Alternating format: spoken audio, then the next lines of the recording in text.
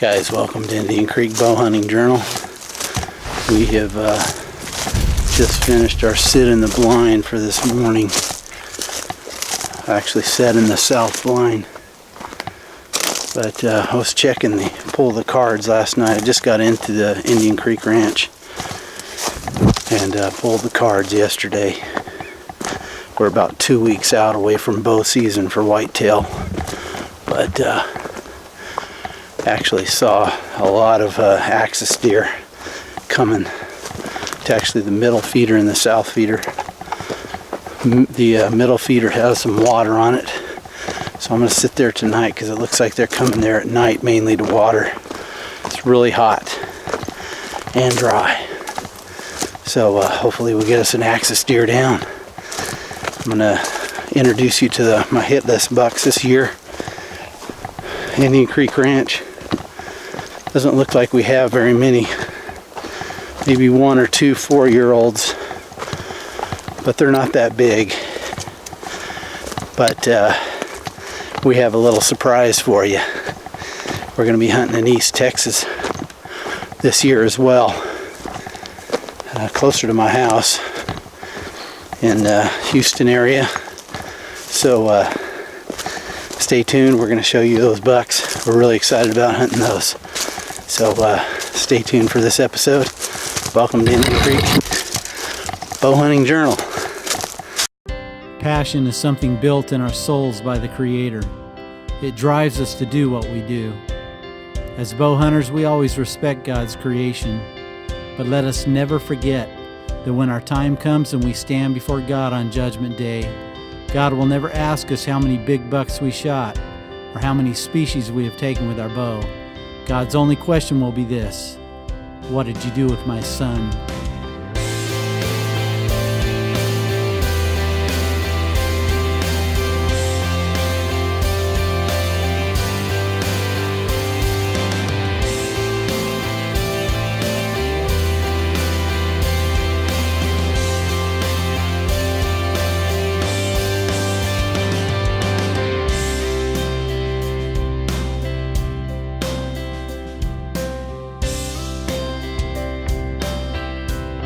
Hey guys, Bow Hunting Radneck here. I appreciate y'all that gave money to Northwoods Baptist Church.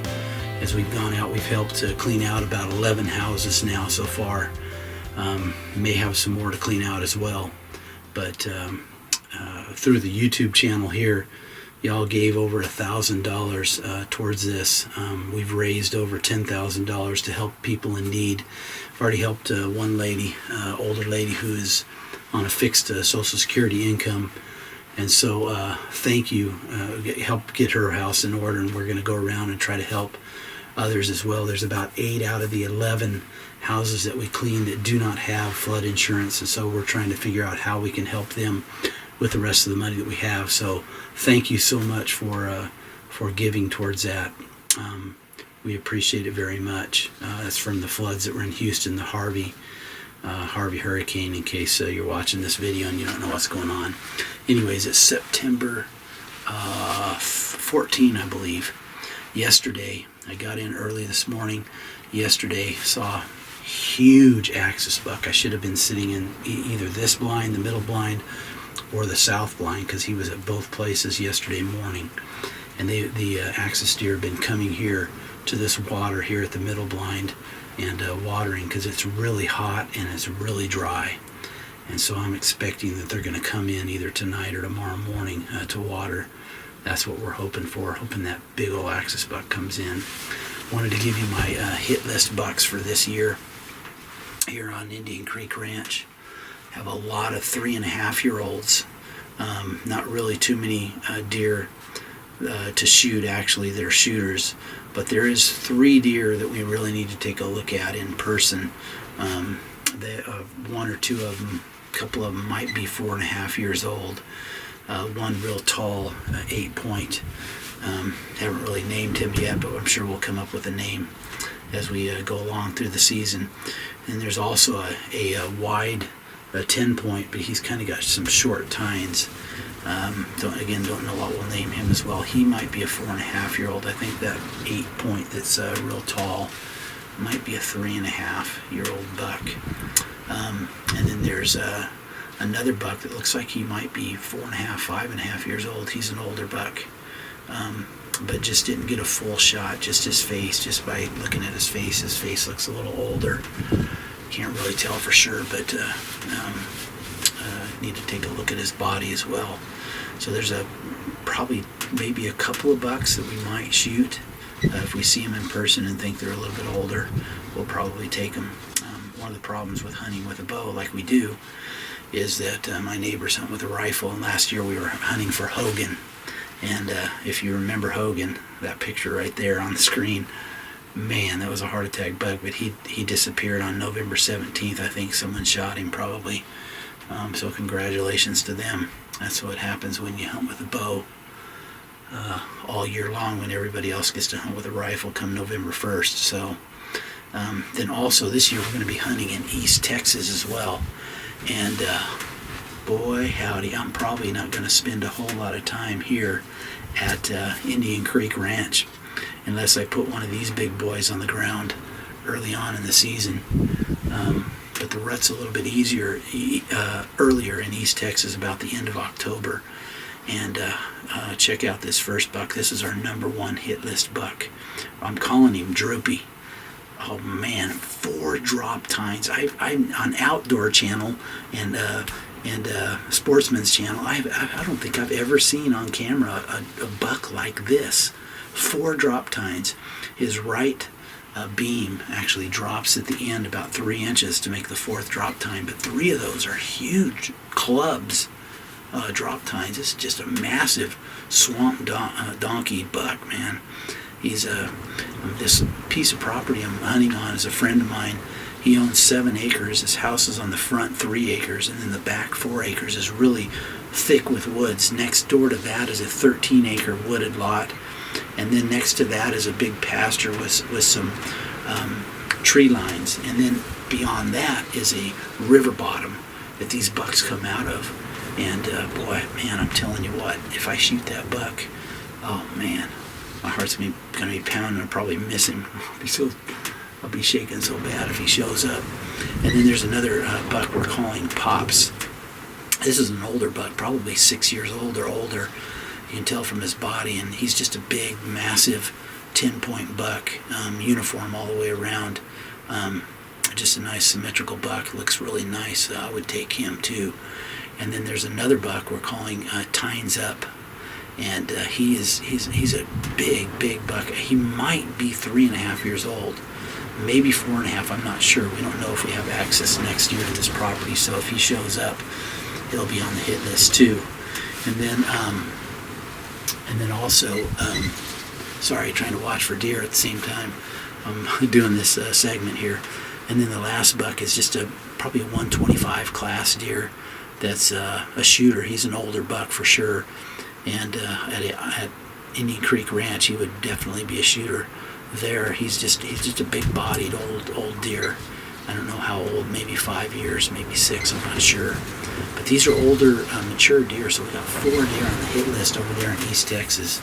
Maybe 1 or 2 here on our property that I've seen. And then other than that, I'll just be hunting the rut and hoping we'll catch a cruising big buck if we decide not to shoot any one of these others. So anyway, hopefully we'll get this axis buck down. If we don't, that's the end of this segment. But stay tuned for Indian Creek Bow Hunting Journal. Thanks for watching. So early the next morning, I got out into the blind and saw this spike elk showed up. Really the first time I got some good video. Finally got light enough to see him pretty good.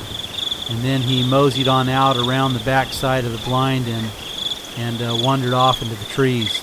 But it was fun seeing him. What I was really looking for was that big old axis buck. So when I recognized this doe as the one that he was hanging out with on the pictures, I thought he can't be far behind. So I was watching, and there he was.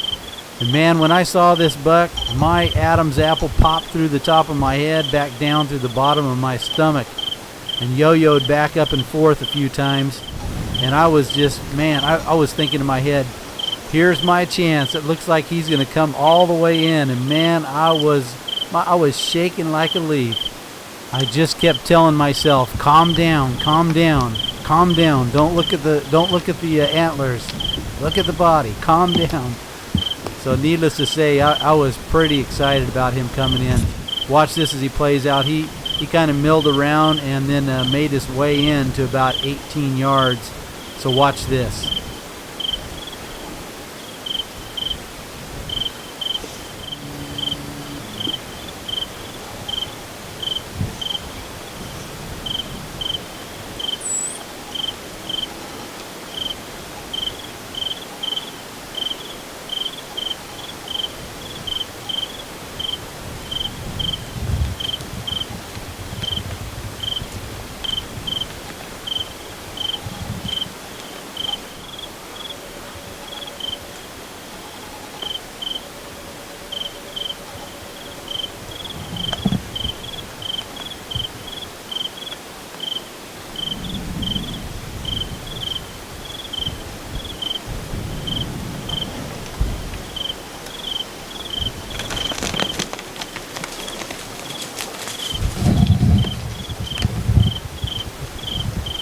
Man, was I sick to my stomach. I don't know what spooked him, but the wind was blowing pretty hard, and man, I was almost ready to pick up my bow. It wasn't me who made the noise, but they just saw something off to my right, and they just decided they weren't sticking around. Had a 50-yard shot right there, but I just could not cram myself up into a corner enough to get a shot. So I figured I'd just hang tight, and hopefully another axis deer would come along. And so this little spike obliged for me. I was in desperate need of getting some meat in my freezer. I don't buy beef. I actually live on the deer that we shoot out here at the ranch. And so axis makes great table fare. I thought this guy actually was going to walk out after this. He was walking through the trees, but he eventually made his way around to the backside and then decided he was going to come take a munch of some of the corn. I actually thought he was going to drink some water as well. He looked like he was wanting to jump the fence there for a minute, but then he decided to settle down and eat, but he never really settled down. Watch what happens here.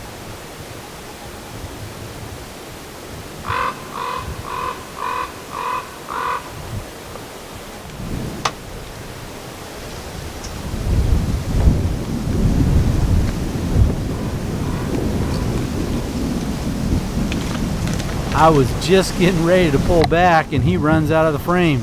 This wind really had him stirred up, but I recovered after that and was able to make this shot at about 32 yards. Watch this.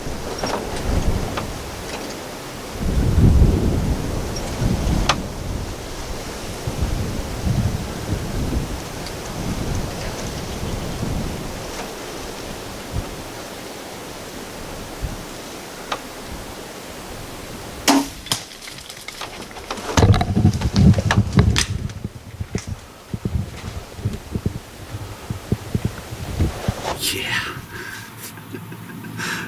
Well, it's not that big old gold medal axis deer, but it's meat in the freezer. I'm running low. It's 2 weeks out from whitetail season, and I'm running low on meat, and I need some meat bad. Plus, we take the opportunity to shoot as many of those axis deer as we can. So there's some people leave comments on occasion about me shooting young deer. All the axis deer, we'll shoot them that we get an opportunity. I usually shoot about 5 to 6 of those a year because I love the meat. So I wish I could have shot that gold medal axis deer when that big old axis deer was out there. I was shaking so bad I couldn't even get these point of view cameras on. But it's still about 8:30. Those deer still may come in here. Those axis deer still may come in here and feed. But we're going to go out there and look for that deer. But we're going to give him some time. Look like the shot may have been a touchback, but I think he's going to be dead. We'll go find him in a minute. So hopefully that gold medal axis deer will come back in here, but I doubt it. I don't know what it was, but they came in, they were relaxed, and I thought, yeah, I'm gonna give me a shot at this gold medal axis deer. And then it's pretty windy this morning, and he looked up and didn't like what he saw, and he flinched, and then the female deer just ran out of there, and he followed. And then I had a shot maybe at about 50 yards over here, about 50 yards, but at that angle I'm so cramped up into this corner I can't really get that shot. So man, I've got my redneck warm hunting clothes on right now. Hope you enjoy it. Anyways, I shot him right here. He was standing somewhere right here. I'm gonna see if I can find some blood. I know where he ran, and I thought I saw him there for a minute, but I'm gonna trail through this. I can't carry my bow and the camera at the same time, so I'll try to give you some updates as I go. Alright, there's blood immediately where I shot him, right here. He was standing just right here, so let's go see if we can find him. Oh yeah, good blood. Yeah, he ran right through here. Blood all over that stump right there. The tree. Yeah, he's not going to be far, I don't think. Ran right through there. Got a good blood trail along here. Yeah, it just looks like he's following this trail right here. Good blood. Blood right there. A little spot, little speck, more blood in here. Alright, it threw me for a minute. I went straight on that trail. They actually took a hard right turn there. I found him just right across the road here. Found some blood here on the road. He's right there in the bushes. Maybe he probably ran about 100 yards, something like that. Let's pull him out and take a look. Alright guys, we got some meat in the freezer. He's going to be a nice big chunk of meat. He looks like he's a spike. In fact, if he was velvet here, I wouldn't have shot him, because he's a pretty big bodied deer. It's probably about the size of, even though he's probably maybe heading into his second year as an axis deer, he most definitely is as big as a grown-up whitetail in this part of the country. So they make some good table fare. Anyway, I hope you enjoyed that hunt. Stay tuned with us this season. We hope to get us that big old axis buck down maybe in a couple of weeks when I come back out here for opening day of whitetail season. Don't have any high hopes for big bucks here, but man, Mr. Droopy, I tell you what, Mr. Droopy, if I get him down, I'm going to be one happy camper this year. I'd even be happy if I got that big axis buck, but I'd rather have me a big old white-tailed buck. That's actually why we take out as many of these as we can, because if these take over your property, these axis deer, they'll push the whitetail out of the country. So they just bully on the whitetails. They also outcompete the whitetail for habitat, as far as they're grass eaters, or they're grazers and browsers. Whitetail are just browsers. So whenever the grass dries up, these guys go to browsing and they take all the food away from the whitetail. So anyways, we take these when we get the opportunity. Usually take about 5 or 6 a year. So if any of you Indian Creek hunters are worried about that, don't worry, I hunt with a bow. If I had a rifle, I could shoot a whole bunch more of them, but rifle kind of bores me. Sorry guys, but it does. Anyways, hope you enjoyed that. Again, stay tuned for some great hunting this year. Hopefully we'll get Droopy down, or maybe Pops, or maybe Tines up. But follow along this year. We'd love to have you come along with us.